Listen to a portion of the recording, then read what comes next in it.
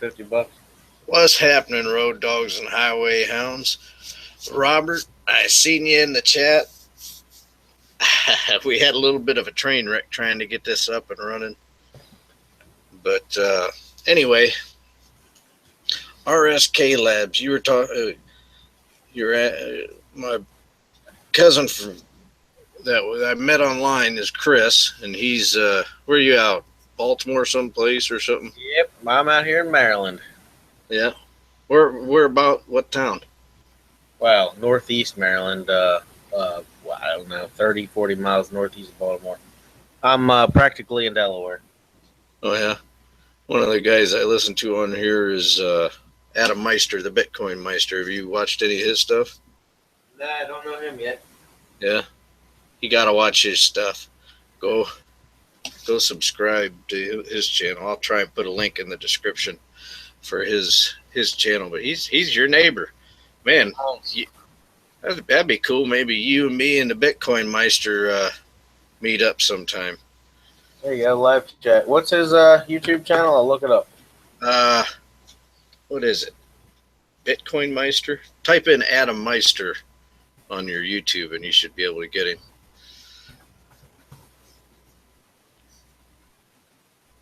But anyway, okay. Yep, I got him. Yeah, so subscribe to that channel. But yeah, he posts every day, and yeah, he's one of the few people I like listening to on YouTube. But no, we were talking about RSK. Now you said you were kind of asking me what was it, and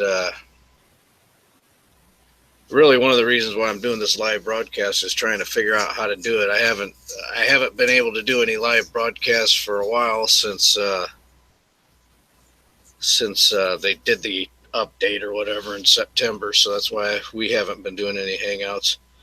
But I'm trying to figure it out because I got in contact with somebody from RSK Labs, and they're gonna let me ask them some questions. There you go. So yeah, so basically, yeah. So this is kind of a thing where, I'm gonna get some questions, some basic questions for him. And so if you guys have any questions about RSK Labs, write it in the chat. I'm going to try and write it in the comments of the video for sure. That way I've got a record. What you want me to ask the people at RSK, because I've been in contact with a few different people over there, and I'm going to be doing an interview, but this is kind of like prep work for me. But you were talking, Chris, what were you said it's smart contract, but you've heard that there's like 700 companies or something? Yeah, as of this morning, I mean, you've talked about smart contracts before, but as of this morning, I had not heard of RSK Labs myself. So I looked it up, and I don't remember what YouTube video it was, but that's my standard go-to. Go to YouTube and learn about something. There's always got to be a video out there, and it's amazing, really. So I found something that started talking about smart contracts, and then I was like, oh, okay, now I know what he's talking about. So it explained how smart contracts work, and I still am not completely sure how they work myself. But basically, you're tying the blockchain into the contract, and I just watched another video here recently, this evening, that said an example of a smart contract would be when the company A sends the money and it's been verified, company B ships the product, kind of thing. You set it all up in advance, and things just kind of happen automatically once people do what they're supposed to do, kind of thing. Everything's in the contract up front. Yeah. Now, are you familiar with the term Turing complete? Not at all. Okay. Well, it's a kind of a new concept for me. I drive trucks, but these programmer guys that we're talking to are like Ethereum came out. You've heard about Ethereum. Yeah. And there's a lot of problems with Ethereum. They had, in my opinion, they released 80% of the supply to people who were involved in a pre-mine, which I don't like. But basically, and I've got a lot of issues. You can watch some of my other videos if you want to know my issues. Or do you want to know my issues? I think I've told you Um, before. you've told me, but let's go over it again. Like you're saying, if you think about the audience is listening, if they haven't heard it, then now's a great Right, time yeah. to Well, go through it. Joseph Lubin is the CEO. There's a company behind Ethereum, and Joseph Lubin is the CEO or CFO. I don't know. He's a high up guy, one of the main investors, and he used to work for Goldman Sachs at one time, Okay. and he he was he was a retired hedge fund manager, from what I understand. And not that there's anything wrong, by default it makes you, a bad person or anything like that. But you know, kind of what we're or what I'm why I'm intrigued with Bitcoin and Litecoin is because it's going to do to the banks what the internet did to newspapers. You know what I'm saying? Oh yeah. And so, that being the case, I get nervous when any kind of banking entity or investment entity or anything like that starts creating a company, or any new cryptocurrency concerns me at this point, because the wolves are in the hen house at this point. So anything new, you don't know who's behind it, or what their motivations are. So, and after I bought Ethereum, I was looking at the pre-sale, but I didn't do it because they weren't giving out the numbers. So they actually found out how much money they could raise, and then they decided how many tokens they were going to release. And 80% of the supply went to the people at the pre-sale, about 15% that was given to the public to fight over. And that's where what you have to fight over with Ethereum is that 15%. Unless they decide, unless this the fact that this is getting out disturbs them enough, then they can go ahead and release more tokens. So they can, I think so. After the pre-sale with Ethereum, they decided that there was going to be 90 some million tokens released for their Ethereum, and it was never a defined amount. Like Bitcoin is 21 million. If you change that, it ceases to be Bitcoin. Litecoin is 84 million, and if you change that, it ceases to be Litecoin. So you've got a defined amount with Bitcoin and Litecoin. With Ethereum, you don't. Last I heard, there was 90 some million Ethereum, but I don't know what they're doing with it now. So now, all of that was to say that Ethereum was a cryptocurrency similar to Bitcoin, with one major difference. It was Turing complete. And that was a new word for me, and I still don't fully understand it. But I guess what it is, there's a guy named Turing. I think maybe Alan Turing. What happened? You have a heart attack? Nah, I just hit my microphone. Sorry. Yeah, no. So I think, I don't know the guy's name. Somebody will write it in the comments. How many people are watching right now? I got 2. Okay. But what's happening, dudes? It's probably you and me. Pretty bad. That's all that matters anyway. But yep. There you go.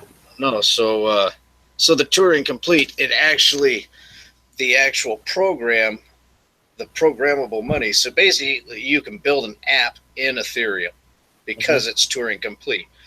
With Bitcoin and Litecoin, you can't do that. But that was the big innovation with Ethereum. That's why everybody went so crazy over it. But the problem with Ethereum was the release. The technology is awesome, but the release totally sucked. So when I heard about RSK Labs, I log in and I started reading on their website there, and they're not releasing their own token. They're using Bitcoin, and possibly in the future they'll use Litecoin.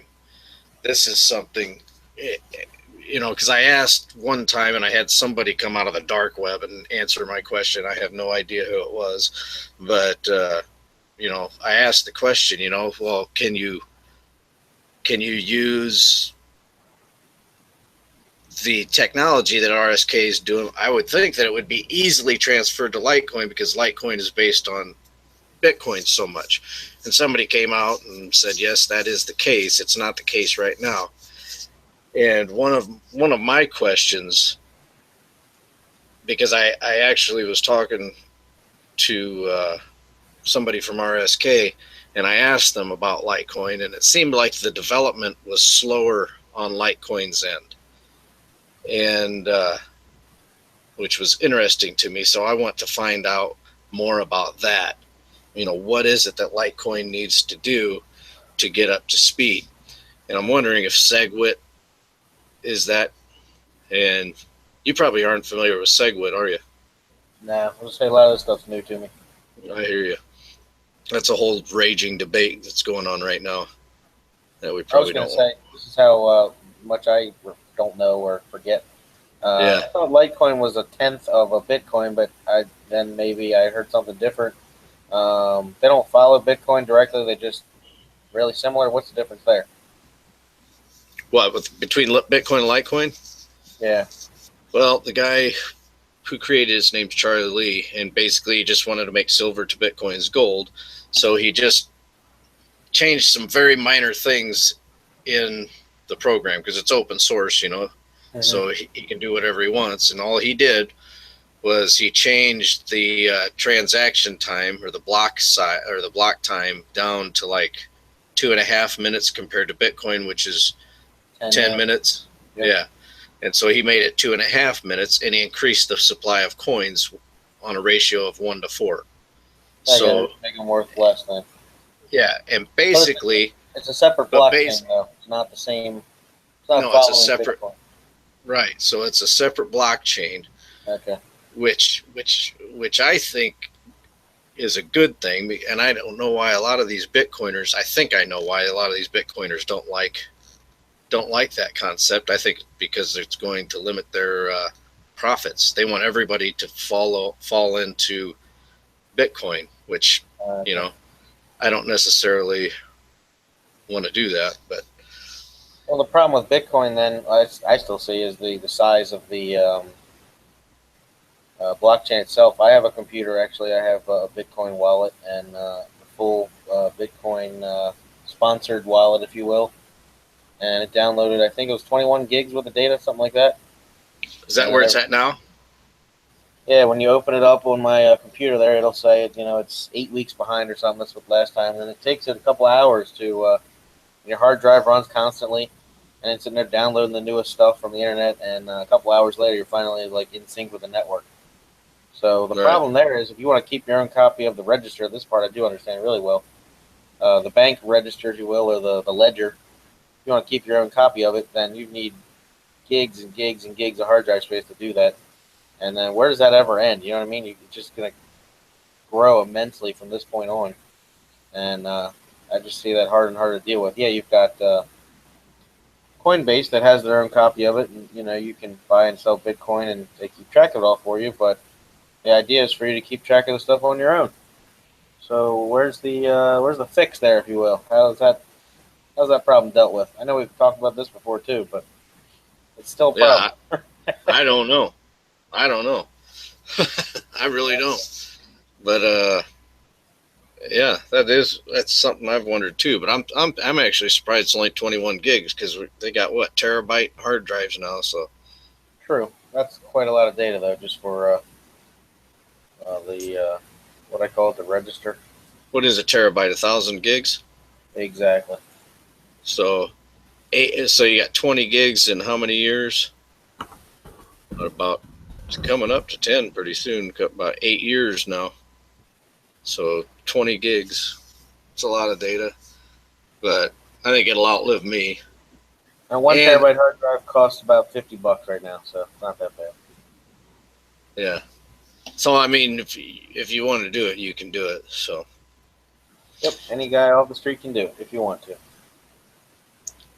basically, RSK Labs is basically like an Ethereum that's not competing with Bitcoin. It's actually, instead of being on the Bitcoin blockchain, it's I believe it's what they call a side chain, to where it's going alongside of Bitcoin, and they talk about merge mining,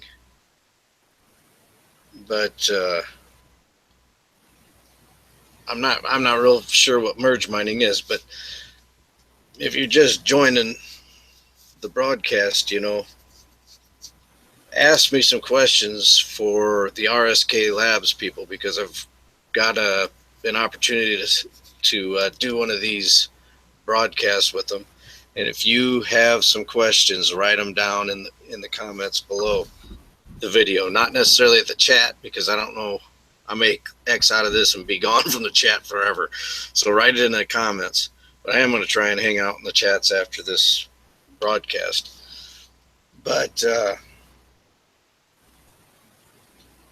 so basically, RSK is a side chain to Bitcoin and possibly Litecoin in the future. That's going to allow you to basically, Turing complete means fully programmable. That's the way I look at it. So basically, you can actually write a program on that side chain that will. So you could, I'm guessing, you could just make an app on your phone, Mm-hmm. and you and I could set the terms of a smart contract, and then send a Bitcoin to it or whatever. And when the terms of those contracts through whatever, like a GPS, if you're doing an Uber thing or